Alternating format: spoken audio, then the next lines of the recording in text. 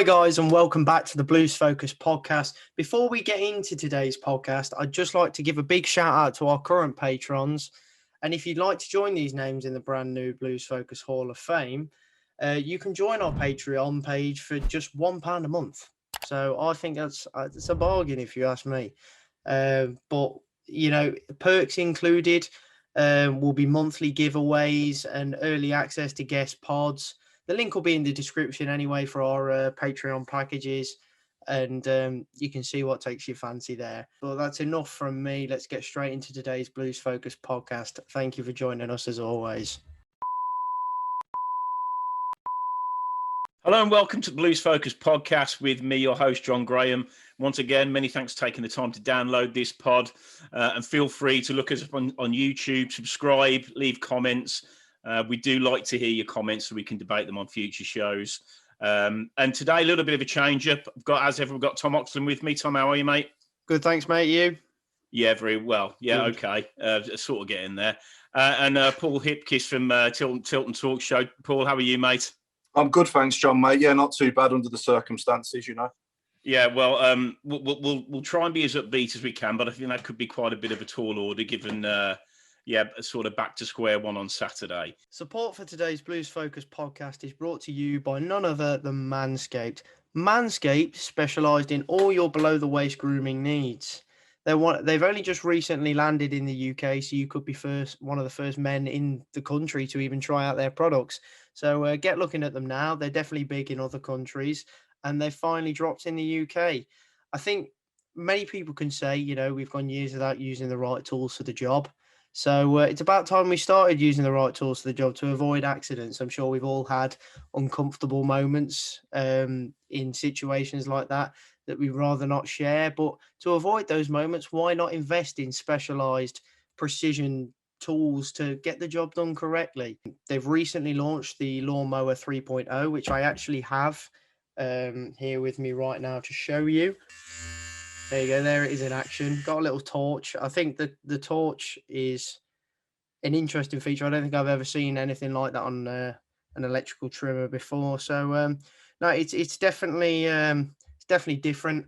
And you know, you get a docking station with it and stuff, and plenty of little fittings you can have on the top of the trimmer. It's charged lasts up to like 90 minutes.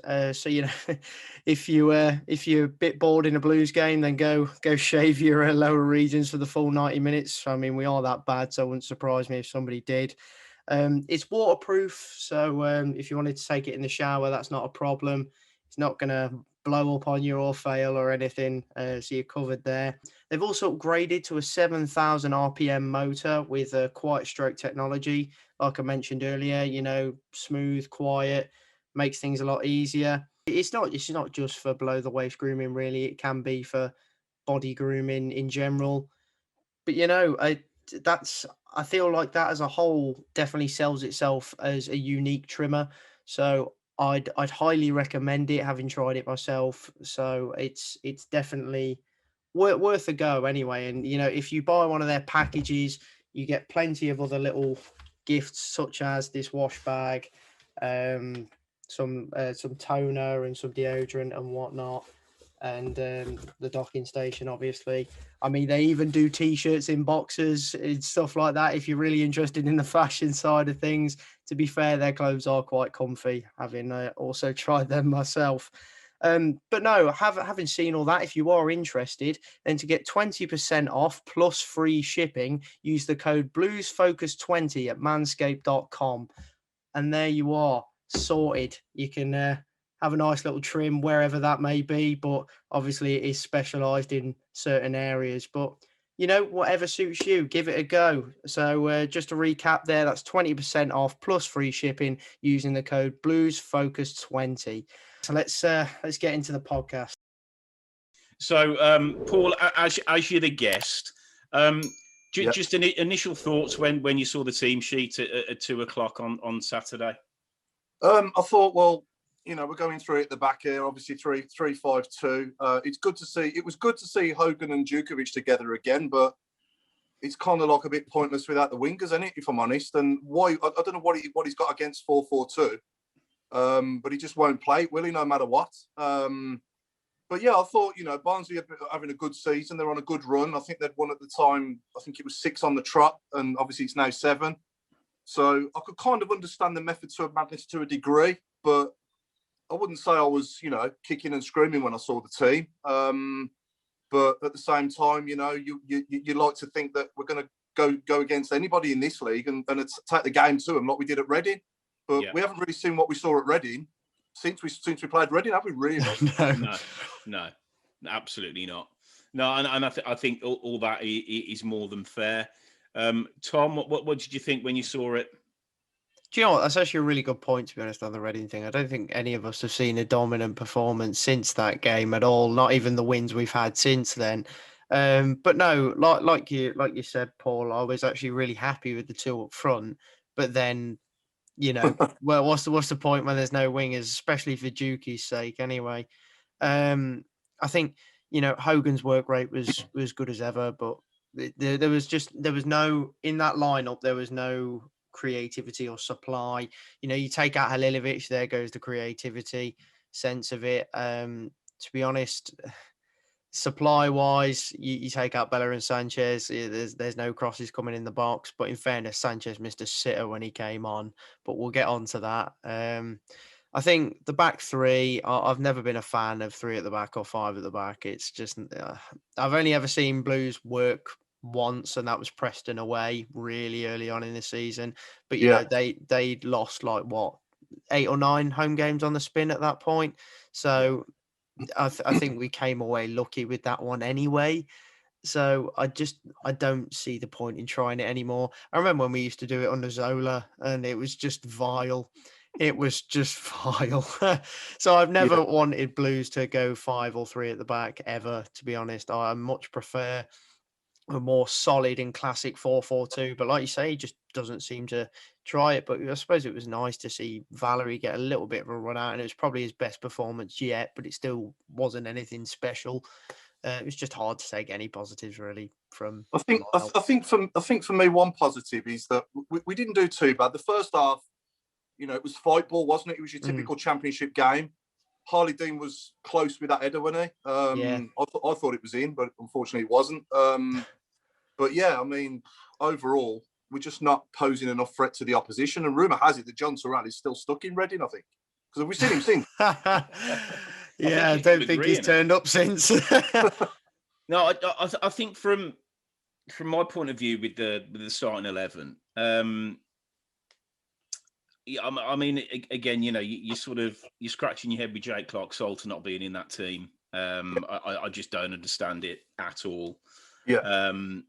And then one thing that has always worried me, not just about Karanka, but in general, if you're basing, he's obviously been absolutely transfixed on what Barnsley can do to us, and he's picked a team around that. That's it. We forget everything else that we've done. Forget the 3 games where we've looked to, we've had a couple of wins. We played okay. Even the Norwich game, we played well for 60 minutes. There's been lots of positives. And he's gone, right, fuck that. That's then. This is now Barnsley, 6 on the spin. I'm going to shut up shop. And what I'm going to do, I'm going to take out players that, and let's just, and I'll talk about what he said after the game in a minute.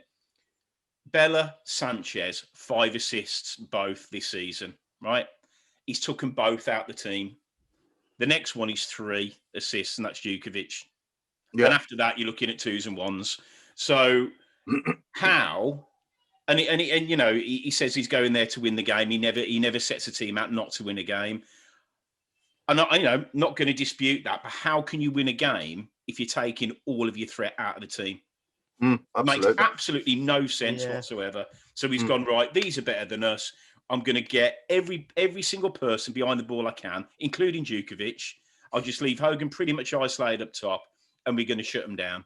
That's how we're going to play against Barnsley. So as we go into that first half, Tom, what were your thoughts with the way that we started and how it sort of played out in that first half?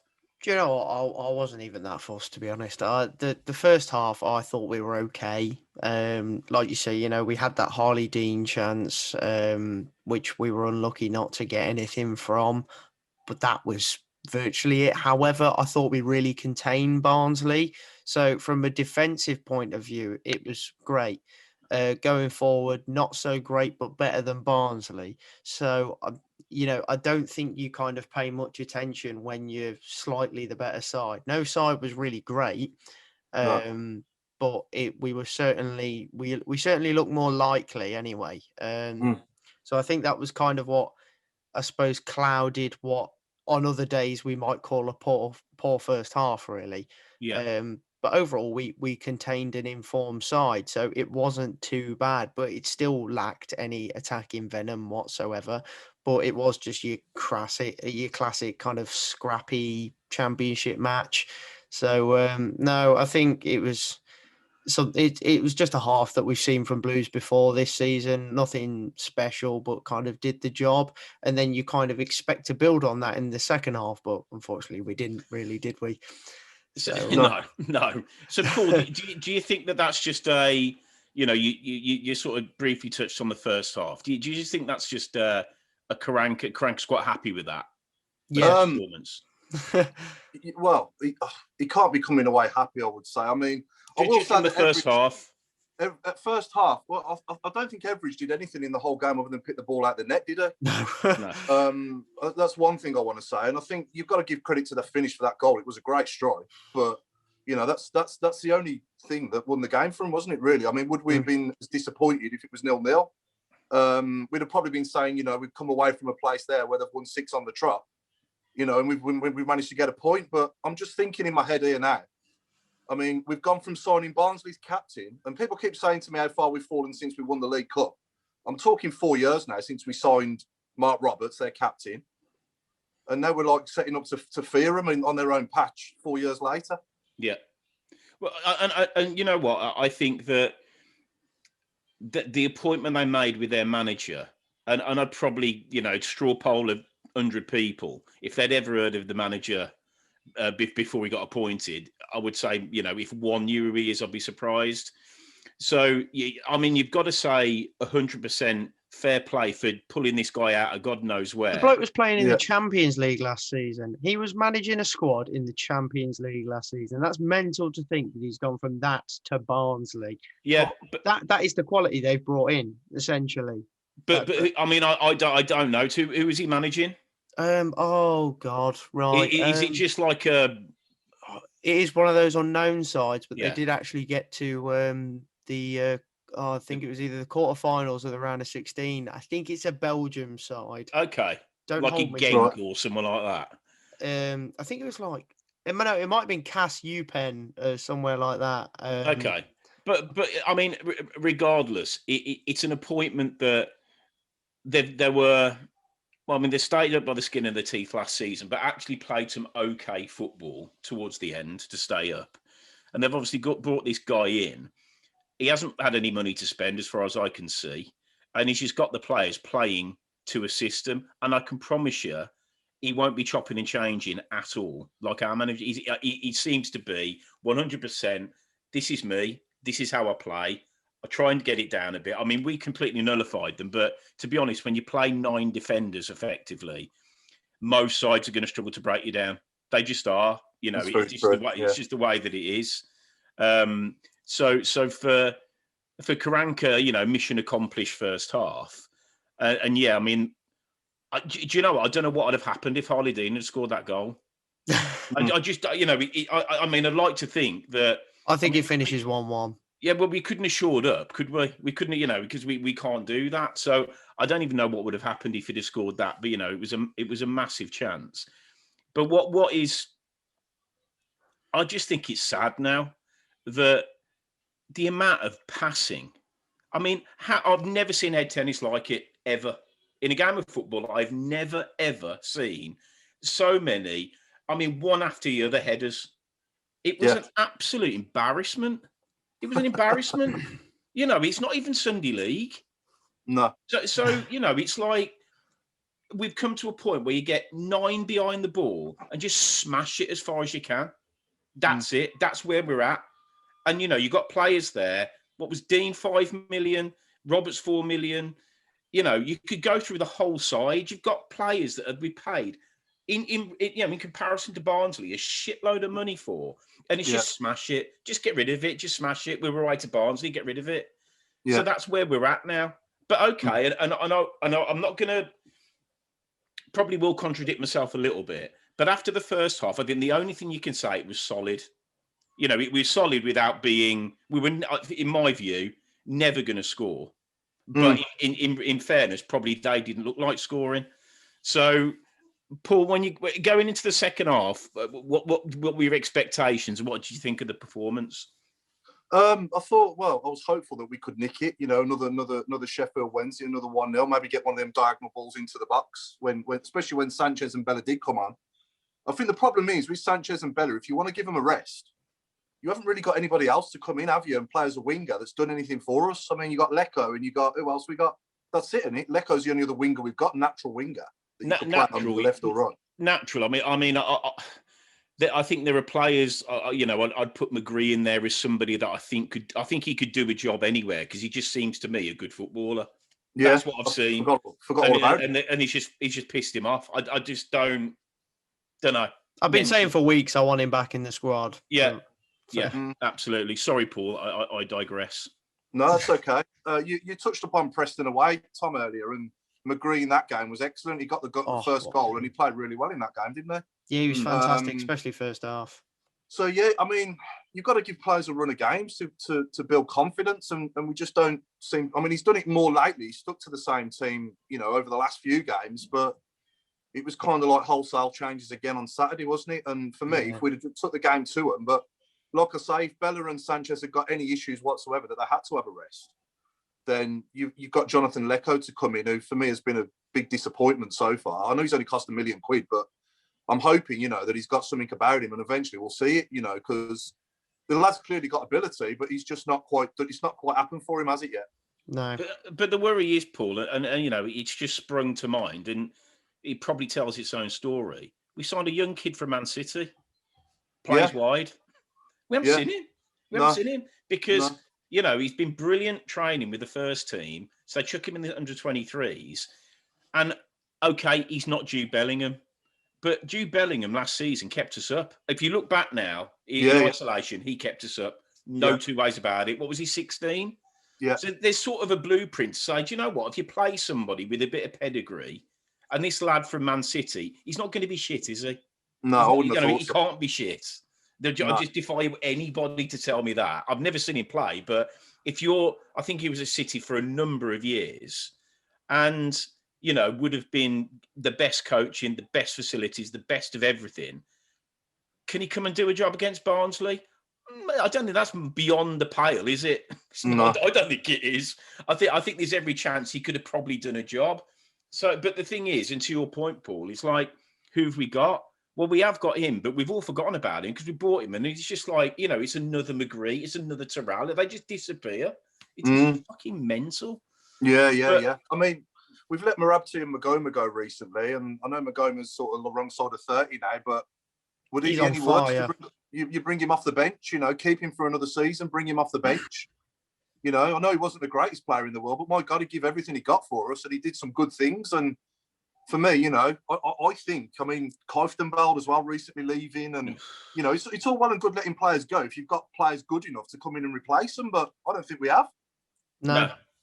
And again, it's sort of. I mean, I again don't know what the wages are, but let's say it's circa 20k a week for San Jose. He's gone. He's out. He's bombed him. He completely bombed. I'm not saying he should play, but we bomb him out now. Kieftenbeld at the maximum would have been on $8,000 a week, maximum. Yeah. And we've got rid of him to get him off the wage bill. And you're just like, he was absolutely part and parcel of He'd been our best player for weeks. Yeah, he was.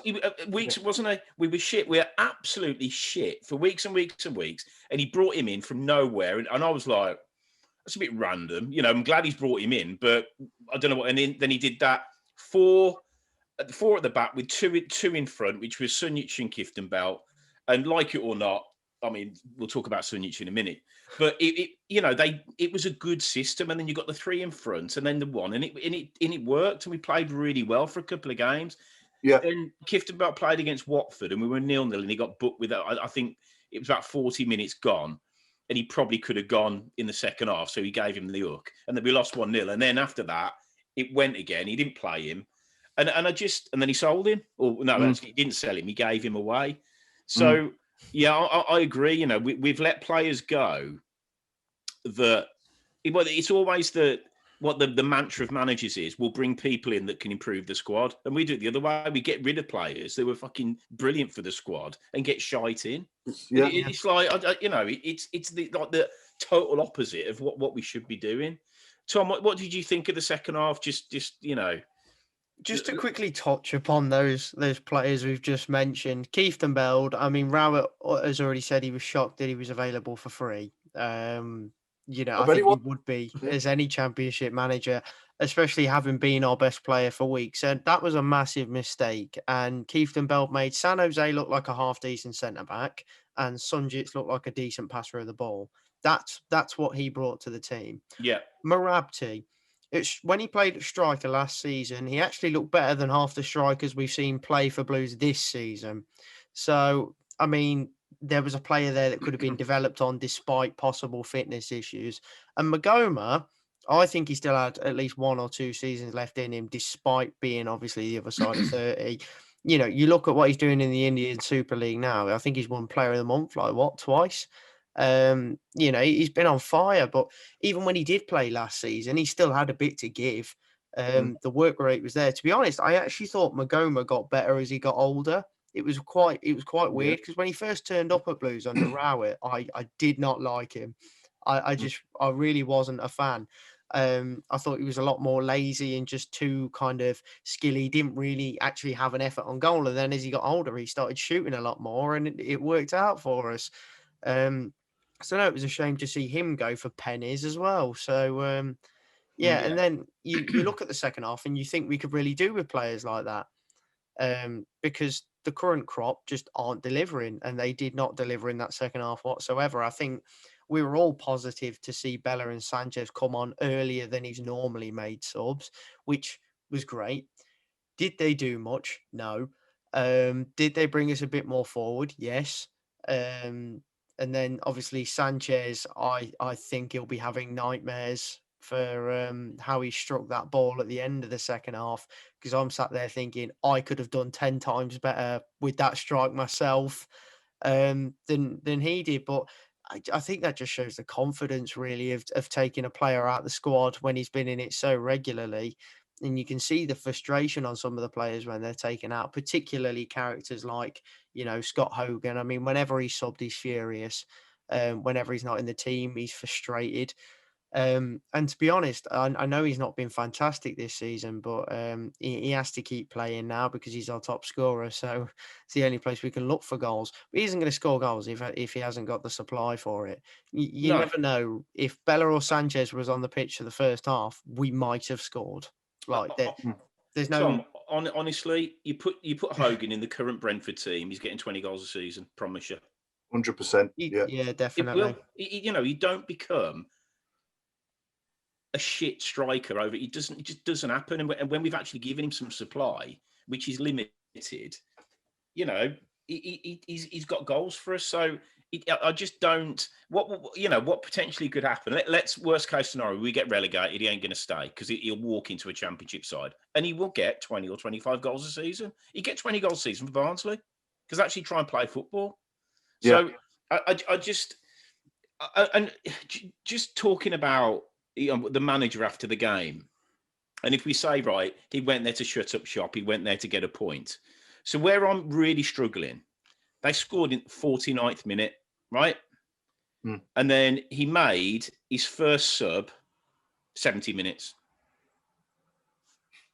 That's a lot of time wasted. We're 1-0 down, and by his own admission, I think he hasn't played the 2 players that have set up more goals than anybody else in the team by a country mile. It's earlier than the 85th minute, like it usually I know, is. But it's like, I'm not going to make a change. And he said it because they still carried a threat. We're 1-0 down. He didn't have a shot on target. What fucking threat is he on about? I know. He's like, they're a good team. And I think it was because you go from complete negative football, and he's probably thinking, well, if I just stay like this, they're not going to get another. but I don't think he seems to appreciate the predicament we're in.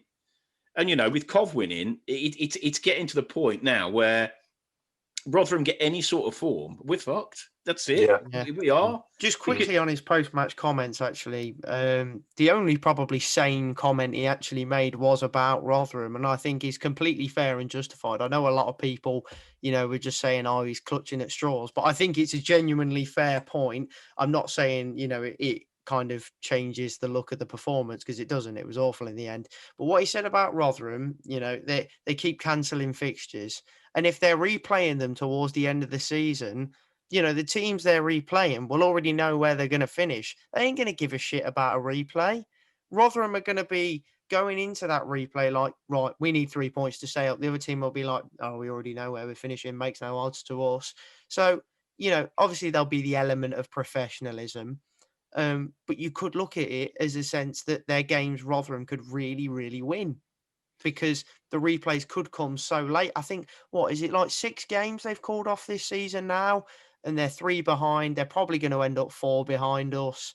And it's not good enough. I really don't think it's fair or good enough. It doesn't justify how shit we are, but it's certainly not fair on us. And I think it could have a bigger impact than people realise. You know, I mean, Yeah. Sorry, John. No, go on, Paul. I was just going to say, we've got ourselves in this situation. Nobody else. You know, you're relegated over 46 games, and let's be honest, we've been flirting with it now for years. The best part of the last 7-8 years, more or less. What is it? 2 or 3 of the last sort of 7-8 seasons, we've gone to final day relegations. You know, we stayed up on the last day. And just on your point there, Tom, I think back to Huddersfield at home when Harry was our manager, and they changed the whole team, didn't they? Because they had the playoffs coming up. And that kept us, that practically kept us up then. That can happen. So it can happen. It can work in your favour as well. So for me, it's just nothing short of shocking, really, that where we are with the squad we've got. You know, I just think it's shocking where we are. I really do. I think we should be doing so much better with the squad that we've got. I'm not going to sit here and say it's a fantastic squad, but it's certainly good enough to be higher up the league than what it is. Yeah, 100%. I mean, I think I personally don't think that that's a at this moment in time a top 6 squad. I think it's definitely mid-table. Yeah, certainly 14th. It's mid-table, but again, I just don't. I don't understand with Halilovic, who has been the one slight light at the end of the tunnel, who started the move for the goal against Sheffield Wednesday. He scored himself to beat QPR. And we're now 1-0 down away to Barnsley. The game needs somebody to do something, and he doesn't bring him on. Now, I just don't understand how Lecco's a better option. I don't understand how Cosgrove's a better option. I'll give him Sanchez and Bella, but even then, I'd say, well, he's been saying that Sanchez has got a groin problem all week. So if he's got a groin problem, he's not fit, don't fucking play him. Keep him in the back. Don't play him. And then just use the guy that has proven that he's head and shoulders above everybody else in the team. And this is where this whole don't go to lose games. You know, I can't believe we didn't have any shots on target. Well, the 2 guys that have been involved in more goals than anybody else, he's kept on the bench for the lion's share of the game. So you can't say that he's gone there with winning intent when the players that give him the winning setup aren't on the pitch. Yeah. So now it's excuse me. It's not so much. I want to say we're shit. Blah blah blah. Over the last few weeks now, he has been culpable for shit substitutions, poor team selection. And it just goes on and on and on. So whether the squad is good enough or not, I think becomes irrelevant, because he ain't picking. You know, Jake Clocksalter. I mean, what the fuck is going on? You can't tell me he ain't better than Dean, Friend, and fucking Roberts. I just not. I think it. Dean's the worst there, personally. Defensively, anyway. But you know, the one thing I would say about Dean, and I know I've dug him out on many occasions. He keeps getting thrown in the firing line, and again, but you put him in a 3, gives him even more license to be a shithouse because he just hasn't got to take responsibility. He just wanders around. He's the best He attacking does spend defender more we have, time. but he's not the Yeah, best. well, I'm not surprised because defensive he's playing fucking number 10. he does sometimes. He's the best 10 we've got. He's the best 10 we've got. Roberts and the throw-ins are the most ineffectual long ball in the history of football. How many have ever come off? We keep doing it. Gets them into good areas, in fairness. Just no one ever fucking wins the header. I know, but they're all up there. They're all up there. John, we need Kevin Francis back for them throw-ins. Mate, honestly, anyone. Fucking Pescasolido get more fucking headers than our lot. He's 5 foot nothing. Honestly, it's... And Tom, you made the point about Valerie, and I don't certainly as a wing back. He's worried me as a fullback. I just think he's been bereft of game time at Southampton. So playing him as a wing back, he doesn't have as much responsibility. I thought he was okay. I actually thought Harper was all right. Yeah. In fairness, Tom certainly knows my thoughts on him. I just think he's a very, very good footballer. Anybody know what Sunjic has got to do to get the pull? Anyone? I mean, I'll not just to you. So, if anybody listening to this can give just 3 words of why Sunjic should ever wear the fucking shirt again, please tell me. We've got to bear in mind he cost us $6.5 million as well. I know. You have to take that into account, don't you? And that's just because he looked good on YouTube. Bear in mind. So surprise me, Tom. We've got. He doesn't now. Yeah, be hard to get any clips from his time Blues, other than Derby away and Cardiff away for a few, long shots that we lost both games in. By the way, that's all you can really pull up, to be honest, isn't it? But even if I'd rather have a Gardner, a Harper, and a San Jose as a 3 because it's got a better blend. Because at least San Jose can actually pass the ball. He can't run. Granted, but if you've got 2 with him that can run, but what you got with Sunjic is literally nothing. He doesn't bring anything apart from the yellow card. I think the best he was playing this season was when he was with Kieftenbeld, wasn't it? Yeah, totally agree. Yeah. Totally agree with you. Yeah. He is a shit Kieftenbeld. That's it. That's all that needs to be said. And coming back to your point on Clark Salter, I think the best Dean's played as well is when he's with Clark Salter. Yeah. Yeah, and then what does he do? He gets rid of Kieftenbeld, and then we don't see Clark Salter on Saturday either. So it is a strange one. It definitely is a strange one. The thing is, Paul, I mean, it's like I don't think it ain't rocket science, is it? I reckon if you spoke to the lion's share of Blues fans, they'd probably come up with pretty much the same team. Just say 4-4-2. That's it. I tell you. I'm not really bothered about 4-4-2 because at the moment, I don't know who I'd play with Hogan. I mean, obviously we've signed Cosgrove was my man of the match in the Barnsley game. When he came on, he looked great. So I gave him man of the match. But I mean, whatever the system, I'm not. But it's just really listing those. Sort of 1 to 11, who the best players that we've got are. And I would say that probably 4 of them were on the bench. Yeah. Yeah. I mean, I know it's obviously unprecedented times and the games are a lot closer together and all that. But, we got a week's rest after this game, haven't we, on Saturday? We've got no game in midweek. So, why not go for it? Then give them a rest this week. Pearson will pick us apart. Just don't train. Just don't train for a couple of days. Give them a bit of extra time off training. Yeah. And so sort of, I think from my point of view, I think I said it on the last pod. If you go to Barnsley and just go with the mindset to set up shop and try and get a point, it will never work because, as we all know, our ability to either defend Leeds or defend all, what is it, 21 points, 24 points this season from winning positions. We can't shut up shop. So we ain't going to be able to do it against an informed side for 90 minutes. So it didn't surprise me. I'm just surprised it was only Sir Alex Ferguson, by the way, the greatest manager of all time, said the best form of defence is attack. So just don't change it. Don't sit back on things. Keep going. Look for another goal. If you don't get it, at least you've probably kept the ball a lot more than you would have done if you were defending or just sitting on a lead. Because if you've got the ball, they're not going to score.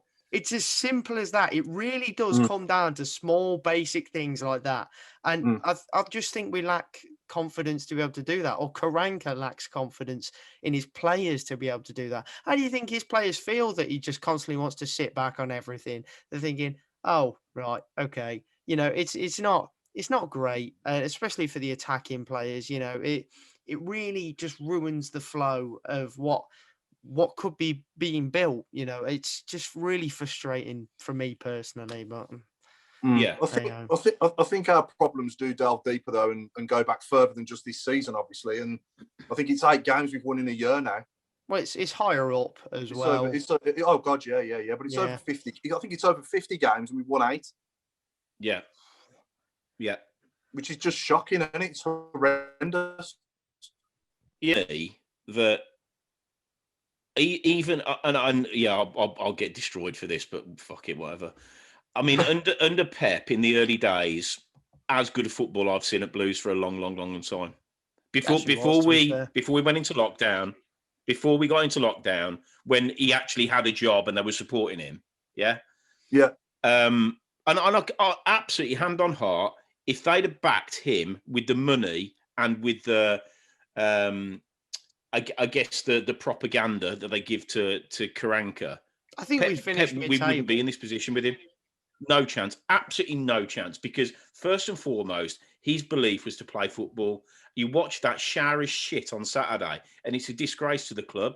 Because and you can't. It's like Karanka must be saying, keep your shape, get rid. They never should have announced him get up the pitch, high line. Huh? They never should have announced him leaving the club early. That was a massive mistake. No, that completely absolutely changed the not. season. And to be honest, Tom, that's one of the reasons that I've got a massive problem with a lot of the players that are still playing for Blues now, because whether the manager says he's going or not, have a bit of pride. This is your job. It's the club. They're custodians of a fucking club that's been going a long time. Well, they thought they were safe. It'll be going. Well, yeah, exactly. So they down tools because there was no repercussions. What is this, a fucking nursery? Well, if you're not going to get told off, you don't have to put a performance in. Absolute shit. And you got Dean, who's the captain, overlooking that, and that's why I got a problem. Not only is he bang average anyway, but that alone for me at the end of last season, I think any manager with anything about him looked at those games and said, right, who are the shithouses here? Who didn't want to know? Who didn't want to know when it was easy? I know I can probably list about 5 of them, and they never play for the club again. It's mad to think that if Juki didn't equalise against Charlton at the death, we'd be down. Like that's mad. Yeah, I mean, and I definitely wouldn't put Juki in that, because Juki was, he never shirks it ever. No, I mean, no. I think he's. I question him now, if I'm being honest. It's not to say that he hasn't been a good player for the club. He has been. I massively respect what he's done, and he can 100% hold his head up high. And I wouldn't say he'll go down as a legend, but he's going to be one of those players that we will look back and say, do you know what? He was a proper Birmingham City footballer, he was. 100%. Have you seen a better player than him? And I keep saying this. I've never seen a better player than Djukovic at taking heady goals. Have you ever seen a better player than that in the blue shirt? Taking heady goals? Zigic wasn't bad. He was all right. Zigic wasn't bad.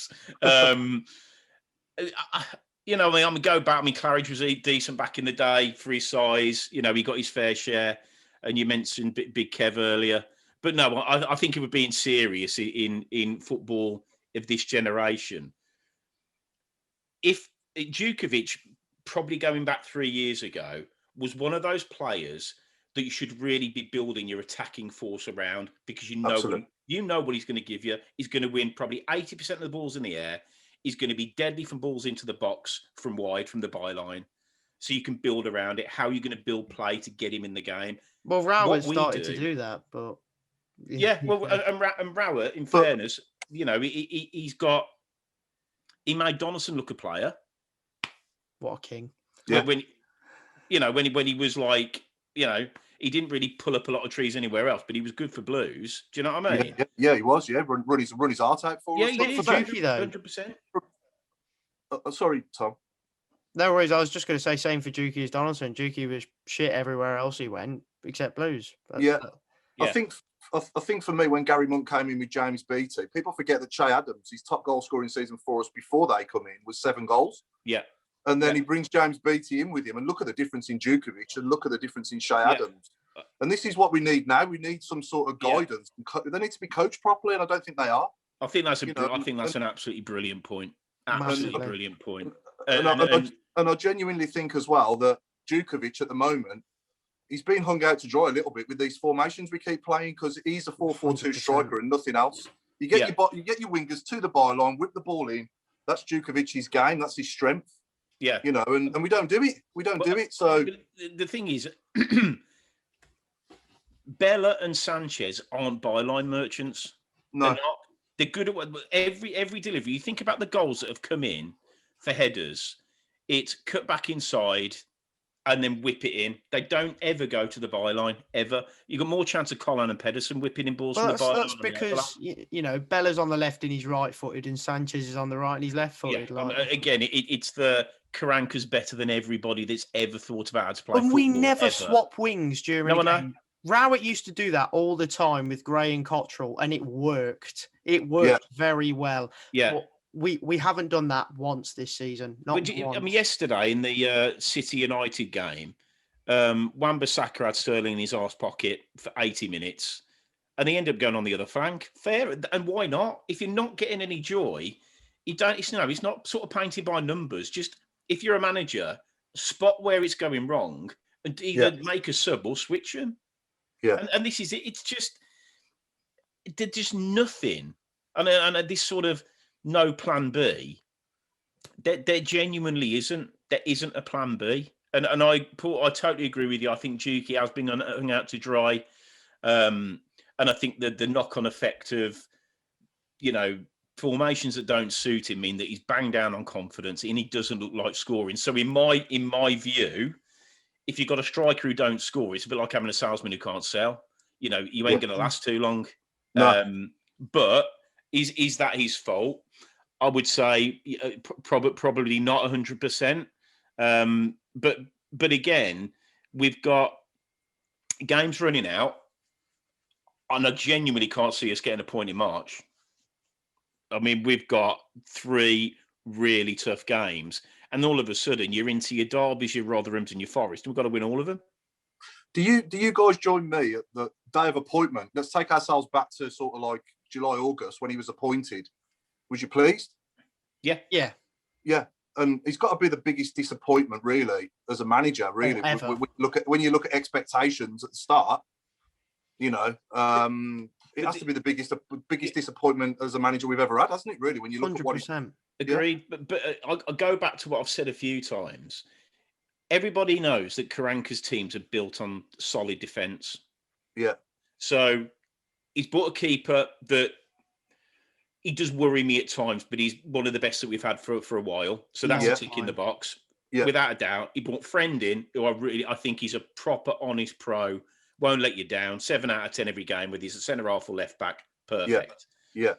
The rest of them that have been hovering around relegation for season after season after season, if he had a brain in his head, he said, right, certainly, I mean, how many goals did we ship after lockdown under Pep? Oh, frightening. I don't know the number, but it's not good. So basically saying, okay, I'll build my team around them.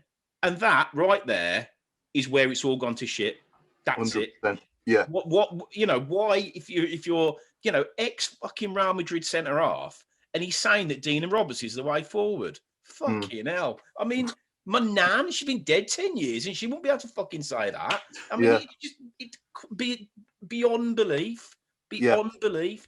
And guess what? You keep saying, you keep making the same choices, nothing changes. And that's why we are where we are. And he'll keep picking them until he gets fired. And I'll come on to this now. Tom, is it time? And whether they're going to do it or not, is it time? Do you think it would have an impact? To be honest, I'd have said sack him and bring in Paul Cook, but he's gone to Ipswich now. So that's fantastic. Who is there out there realistically that could actually get us out? Mate, I'll tell you what, I'll put this on pause. I'll go down the fucking high street. I'll pick anybody off the high street and put him in the job. And they'll look at that and say, right, yeah, okay, what are your best players? Well, just play them then. You can't even do that. You don't need a Paul Cook. Get fucking Thomas Cook. It doesn't matter. Anyone other than him. Unbelievable. Yeah, it is baffling, I must admit. I mean, I think the most baffling thing he's done for me this season is when we go 3-2 down at Bournemouth and Hogan's on a hat-trick and he pulls him off.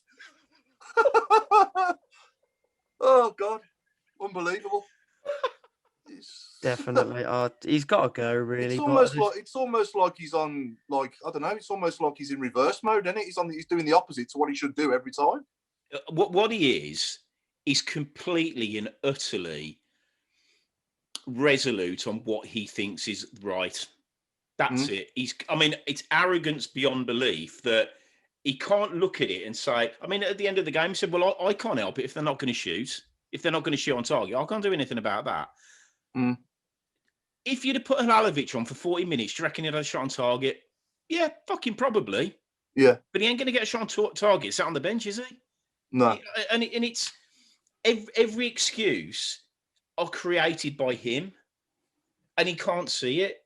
So, and after the QPR game, I thought, okay, me and Tom and the other Tom, we sat here and said, okay, the perfect storm now is, can we turn a corner? Can we go and beat Rotherham, get a bit of breathing space and, take stock, stay up, keep him as a manager and try and get some stability in the club?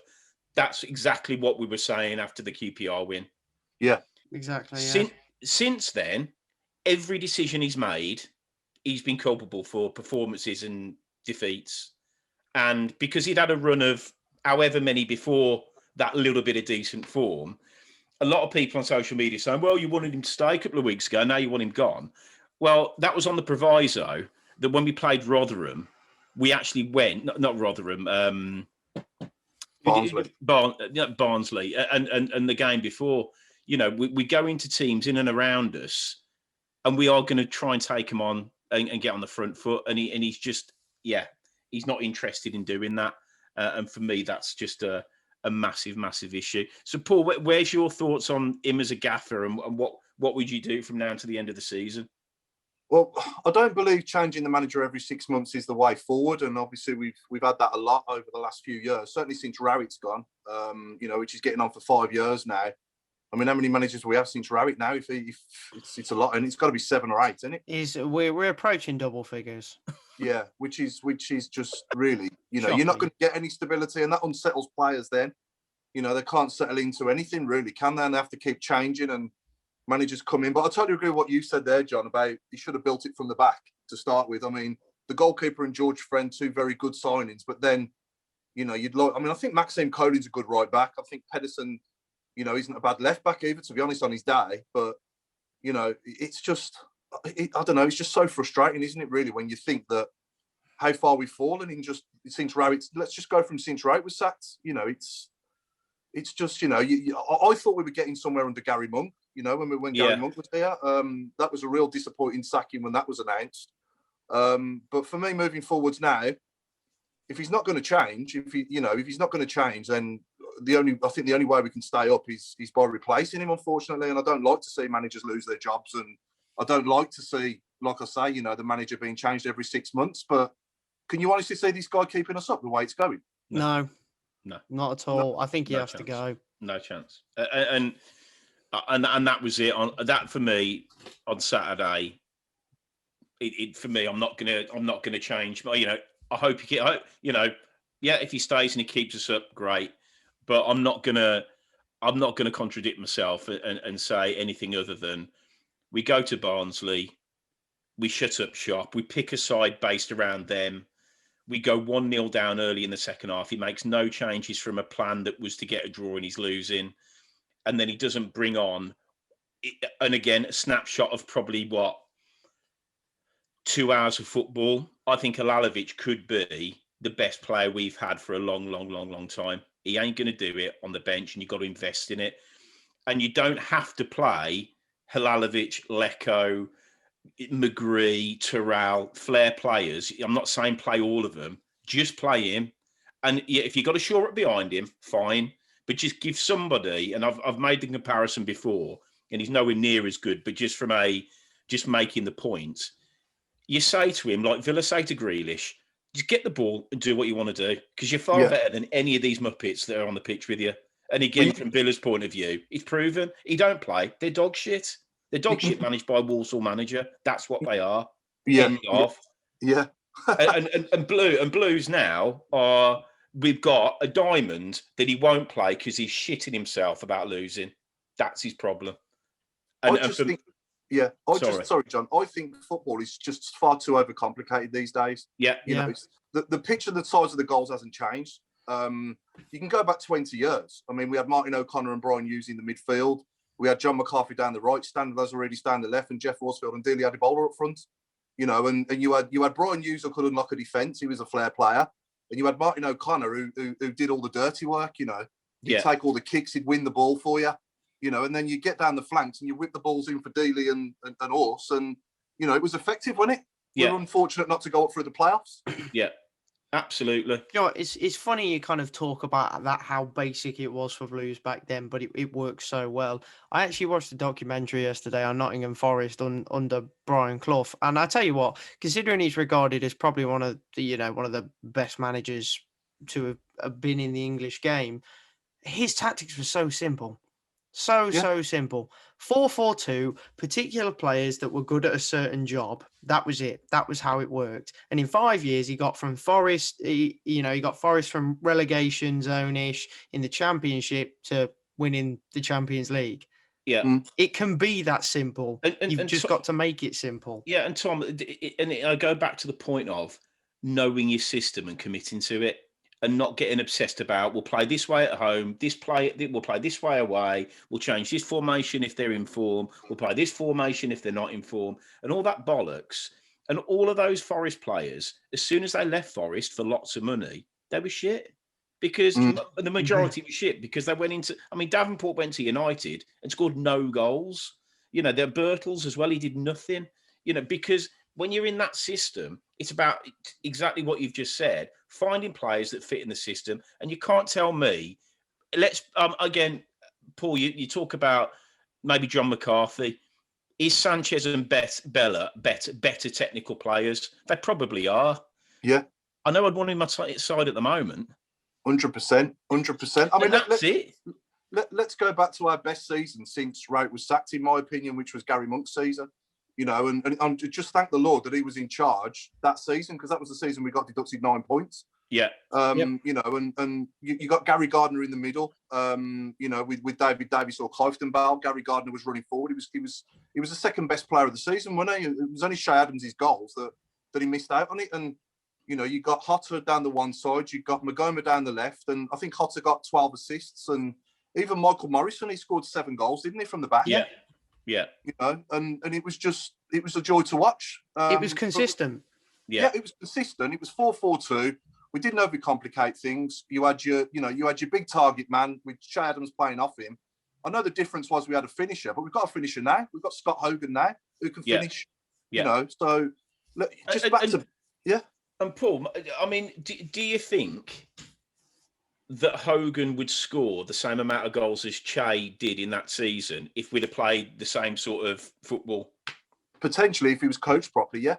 I mean, to be fair, some of the goals that Che scored, you know, I mean, it's a bit like what he scored at the weekend. I mean, the kids are serious talent, but on the majority of the occasions, they're just, you know, a lot of them just really good, cool finishes, which I think Hogan's definitely got the capability to replicate. But I mean, we've had, and we talked before we came on air, Paul, about, you know, I think we've all spoke to a lot of ex-proper Blues players, Martin O'Connor and Roger Johnson and, you know, Darren Purcell, loads and loads of proper, and it's sort of, we're just overcomplicating it. Yeah. You know, what did he honestly think that Pedersen and Valerie were going to bring to the party as wing backs yesterday? When was it? When they, because they never play there. You know, he's asking people to do a job they never do. If he wants to play that way, you bring in players that can fucking play that way. It's as simple as that. You don't try and convert other players to play that way. No, you bring in the players that you want to fit a system that you want. So why not do that? Otherwise, you have to look and say, are you really buying the players? And he'll say, oh, yes, of course, I choose the players. But no, like, come on, mate. At the end of the day, if you want to play that system, you have to buy the right players. You know, you look at Wolves; they played 5 at the back of the season. They went up. They bought in the right players. End of. They went up with that system. And I've never been one to, and I've always cringed, and I can't actually believe I'm going to say it, but when managers are in the shit or teams are in the shit like we are, you tend to get sort of a selection of fans saying, you know, get an ex-player in or get somebody who knows the club in. And I've always gone, yeah, well, are they qualified to go in? I think where we are at the moment, there is a squad of players there that just need go 4-4-2. You say to your fullback, you do this going forward, you do this going backwards. You say to your right midfielder, you do this going forwards, and you do this going backwards. And I actually think we've got a better chance, like doing that, than what we're doing at the moment. And telling somebody in centre midfield, pass the ball. I'd much rather have Paul Robinson and Craig Gardner, the badge tappers, in charge right now. And you know what, Tom? I would. I'd rather go down with a bit of oomph than a bit of, the Lee Clark sort of, passion than this insipid bollocks that he's just trotting out the same lines, the same excuses that he is 100% responsible for. It's just nothing. It's nothing. What do you think, Paul? I mean, if he did go, how would you play it? It's a tough one, isn't it? I mean, like, who would want the job, really? I mean, at the moment, it's got to be a poison chalice, hasn't it? Looking at it, from the outside, if you're not connected to the club and you've seen us have 8 managers in the last 5 years, you're going to say to yourself, that's what I want to do, next in my career. And also as well, I don't think Dongy's going to sack him, because I think potentially his neck could be on the block then as well. Yeah, because it's got to be this is surely got to be his last chance saloon as well. Yeah, it's got to be. Yeah.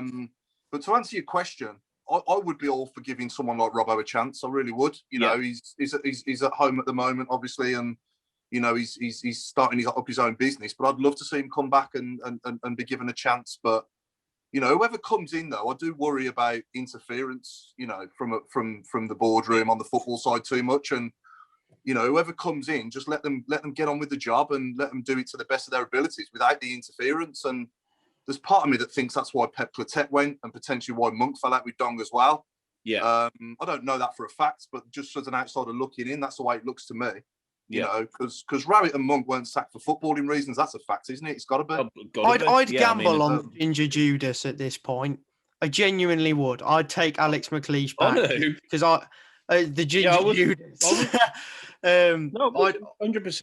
I'd honestly take Alex McLeish back to have a go with this squad, because I think he'd get more out of it than Karanka would. I don't think it'd be phenomenal. Yeah, I think it'd be world beating, but it'd do better.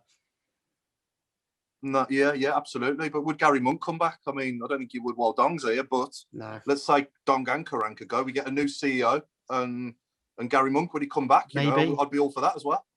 I think 100%. The thing is, we just need. I'm not going to go into details, but the reason Monk left, or allegedly he left, was all around obviously Jude and everything else. And if there's any, but would you trust Dong? Because that kind of I wouldn't, mate. I wouldn't. But all I'm saying is, if there's any truth in it, I wouldn't want him anywhere near that club ever again. If there's no truth in it, I thought a bit like Rowett, I thought he completely got what we were about, and I really enjoyed him as a manager at Blues. So all I'm saying is I don't know what the truth is. One or the other, I'd be as passionate either way of him coming in or never seeing the club ever again. But I don't know what that is. And I just think on the Robbo front, absolutely. I mean, Kevin Phillips again. He's got his badges. Players like that can come in. Big Zig. Well, mate, I'll take Ziggy Marley. Anyone, fucking anyone. It's just. Yeah. It's. I mean, I would genuinely. The time now is. He's got to go. And if he went today, I'd say, thanks for the opportunity. Take everybody that you brought into the club. Take them away, and then let's just get some hardcore Blues people in that dressing room to As give many them a football shake. people as possible. Yeah, and just say, right, if you didn't know, we're in the fucking shit, and you all need to step up. And this is the way we're going to play from now until the end of the season. Because if we don't do that, you know, I'd give us, if Karanka's there from now to the end of the season, I'd say we've got a 10% chance of staying up, and that's being generous.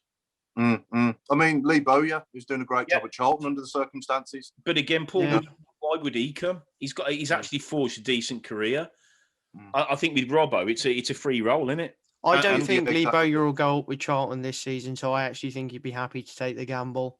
Because Charlton's season started well, but they've kind of fallen off a cliff halfway through. So Lee Bowyer, if there was any time to get him, now's your best chance.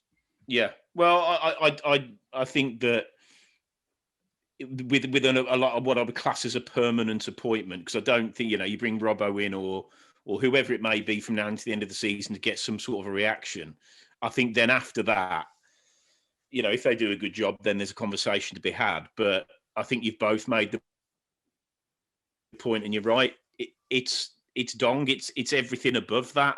Because if you're trying to do your job with your hands tied behind your back, and you know that a lot of the players that we've mentioned today that are getting a game, you know, is it based on wages? Is it based on? Because it can't be based on football capability, because a lot of them are dog shit for weeks and weeks and weeks. And the players that have shown signs, like McGree, like Alalovic, those sort of players, and Jake Clark-Salter, those three should be in, and just should be in anyway. Yeah. So maybe there is more to it.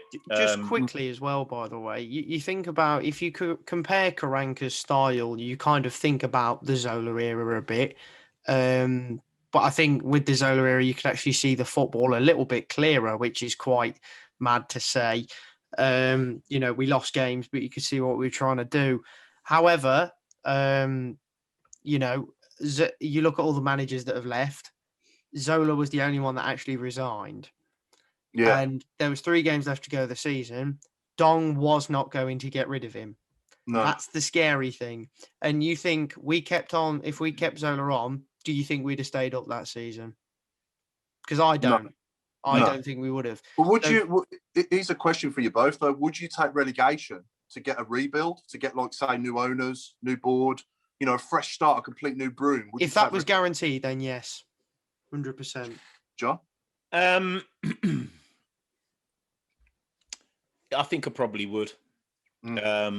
I think there's we spoke to a few people sort of that were used to be behind the scenes at Blues, and it's obvious Dong's an absolute fucking lunatic. You know, Richard Beale said he would take relegation to the conference to get Dongren out. So really? I mean, you know, that's someone who's worked alongside him as well. So I think that says it all. And you know, me and Paul were talking before we came on, before you joined us, Tom, and we're a similar age. And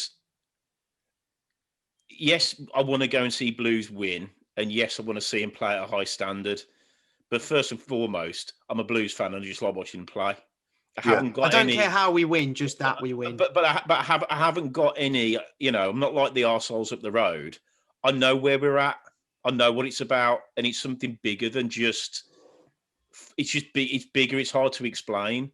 And that's why I'm a Blues fan, and I don't really give a shit if we're in the bottom half of League One, as long as you've got a team that's committed to the cause, that are trying to play football, and it sort of makes sense.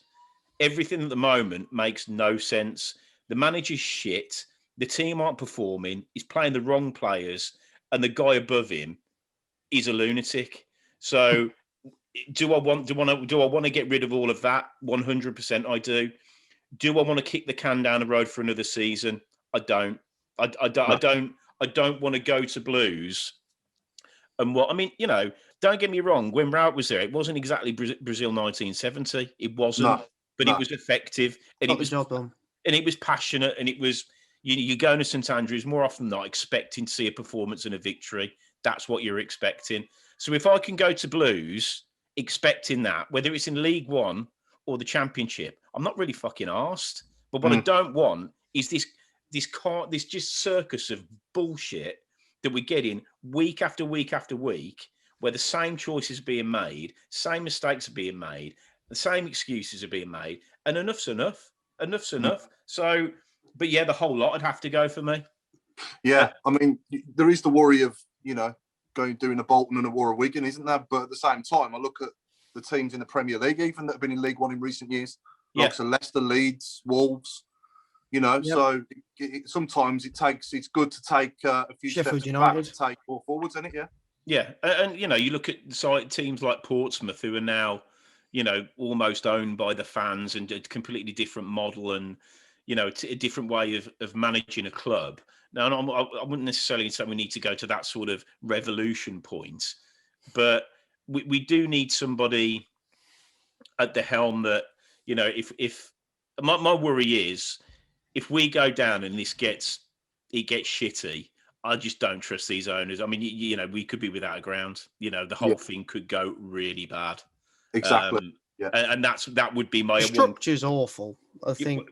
I mean, that would be my one caveat to all of it. That do I want do I want relegation and the potential risk of not having a home ground? Then definitely not.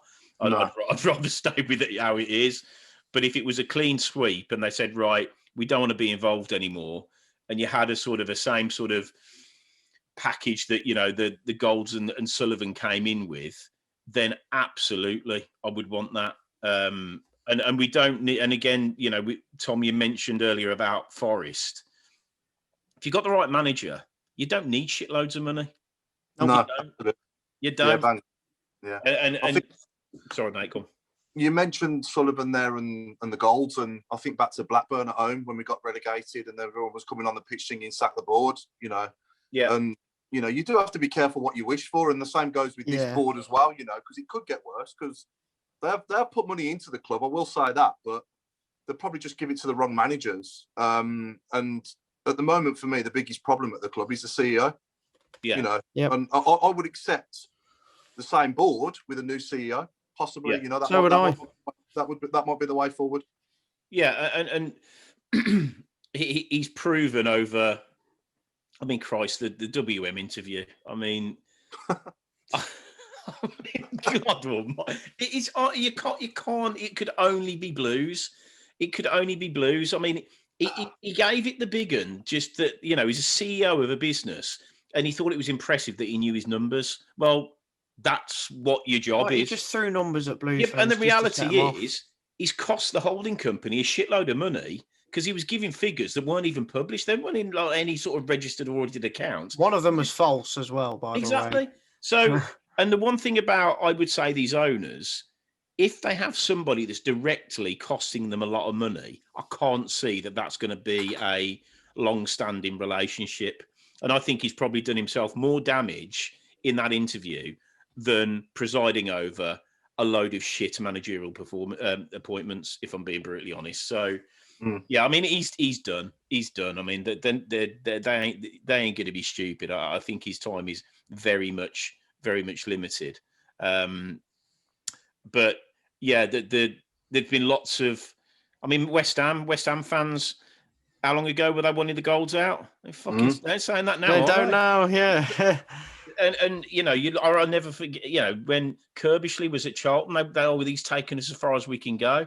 Yeah, right then. Leicester with O'Neill, same. There have been so many clubs that are beyond. I think they've got a very high opinion of themselves. I haven't, as a Blues fan. I haven't got a high opinion of what we are because I don't really give a shit. As long as I can go and watch them, I don't care. It's like I said, it's about more than football. But what I don't want is people taking the piss out of the club, and that's what's happening at the moment. And that's why I'm out. I'm done. I've had enough. I mean, when they sacked, I never watched one game under Zola.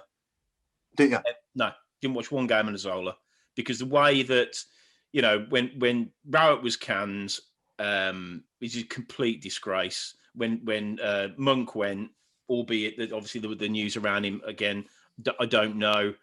But, you know, I will just say, well, this isn't the club that I recognise, and it's getting to that point now. So I just hope that whether it be a massive turnaround in performances or they sack him, one of the other has to happen. But unfortunately, I don't think either will. You missed a treat with Wolves away. You are? You missed a treat with Wolves away. Well, and it was just a joke. Yeah, So, I think the problem with Zola was he was trying to get average championship players to play like Real Madrid when he was never going to happen. Yeah. Never going to happen with the players we had. And once that obviously came to fruition, he didn't know what else to do, did he really? No. And I just hope that down the line we do take a sort of you look at sides like Barnsley and their appointment of a manager and say, you haven't got to be a name. Certainly in the Championship, you haven't got to be a name. I mean, look at Brentford as well, John. At the moment, I mean, we raided them a few years ago for supposedly their best three players. That went well. You know, I'd take the striker now that we should have signed. That would be heaven, wouldn't it? If he came in with their manager as well. Yeah, but again, how many goals would he score? Well, if he came and worked for Karanka, then yeah. Well, exactly. I mean, he could make anybody shit. I'm absolutely convinced of that. Convinced of it. You have to ask yourself how he got Middlesbrough promoted, then, though, don't you? At the same time, it wasn't from many goals up front. I've said this before. You know, their top scorer all season was David Nugent, their striker, but he scored 8 goals. Yeah, is that right? Yeah, 8 goals. Right. Yeah, 8 goals from their top scorer in their promotion season, which means Karanka's style of play needs goals from all over the pitch, and we do not have that whatsoever. No, at all. Just, I mean, nowhere near, not even close. If you say yesterday, Saturday was a 3-5-2, the 5 midfielders, but I know Valery's only just come in, so that's probably a little bit harsh. But between those 5 midfielders, none of them have scored, and one of them have got an assist, and we went there to win. Absolute fucking bollocks. Yeah. End of story. That's it right there. I think that sums it up for me as well. That you can't really put it any better than that, can you? It does. Right, well, that's. I think it might be time to wrap it up before I have a heart attack. Yeah. But Paul, thank you so much for joining us, mate, and good luck with everything you're doing. And hopefully, I'll see you for a beer. You want to just do quickly predictions and then wrap it? Just quick score predictions. What? Yeah, go on, you kick it off, mate. 3-1 Bristol City. There we go, done. That is a shocking result. They lost to QPR, didn't they? They did, yeah, but Pearson will still have a field day against us, let's be honest. Yeah. Paul, thoughts? 2-1 Blues. Well, we can pray. If Alalovic doesn't play, we will lose. If he plays, we've got a chance. That's it. And if he doesn't play, pick a number, 2 or 3. And if he plays, and he plays Harper, plays Clark Salter, plays players that can actually play football, we're a match for anybody, and we've proved it all season. Maybe not necessarily in, mentioned Norwich earlier, best team for an hour by a mile. We've beaten good sides this season, but unfortunately, if you don't play your best players, you ain't going to get your best performances. So if he doesn't play Alalovic, absolutely no chance. Sorry, John, that Norwich game has got to be the worst one for substitutions killing it for us. Oh, ever. Easily. Well, mate, honestly, you and it did get to the point. I mean, I watched most of the games with my two lads, and when we're going to make substitutions, you pick the players that in your view are least likely to come off, that you would never take off. Fucking takes them off. Takes them off every single time. Yeah. Every single time. And the players that should come on, like Alalovic on Saturday, when it's only 1, if it was 3-0 and we're losing, there is no point. But if it's there for the taking with half an hour to go, you put the lad on who's played for Barcelona and Real Madrid. Any ideas? Maybe that's a good idea. It's insanity. It's fucking insanity. So what's your score prediction then, John? Okay, for no Alalovic, I say we're going to lose 2-0. If Alalovic plays any part in the game, I think we can get a draw. Maybe 1-1. Yeah. Yeah. Fair enough. I mean, I was hoping that we'd turned a little corner after, the 2 wins 2 wins out of 3 recently. So did I. Yeah. And I don't think we were that bad. I mean, attacking wise, we were non-existent really, but apart from the last 5-10 minutes. But overall, I don't think, we've been a lot worse than what we was at Barnsley, haven't we, this season in other games? Oh, definitely. It was one moment of quality, the only moment of quality in the entire game that won it for them. That was it.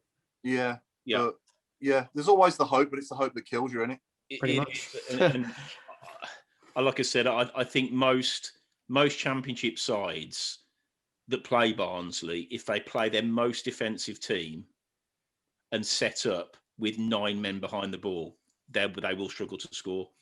So if you've got no intent of doing anything going forward, then you should be able to keep a clean sheet or limit chances. 100%, yeah. He's just scared shitless of having any sort of attacking intent. And where we are at the moment, draws ain't going to save us. That's unfortunately the fact of life at the moment. Yep. Yeah. Right. But we definitely need to simplify it, don't we? We need to simplify it and stop overcomplicating things. 100%, yeah. Just pick our best players. It's if you can do that, we've got a squeak, haven't we? I've said it 2 weeks on the trot now. Mike Bassett, 4-4-2. That's it, done. Yeah, well, I would say there's absolutely no chance of that, unfortunately. No. We will see. So, Paul, thanks very much for joining us, mate. Really appreciate it. Good luck with everything. As I said, hopefully grab a beer with you down the Blues in the not too distant. Tom, as ever, top stuff, mate. And Cheers. Thanks for everything. So, thanks for listening, everybody. And please remember, leave comments, rate what you see. I really appreciate it. Big few games coming up. And who knows? Let's hope there's a club statement between now and then. But between now and then, thank you and stay safe and keep.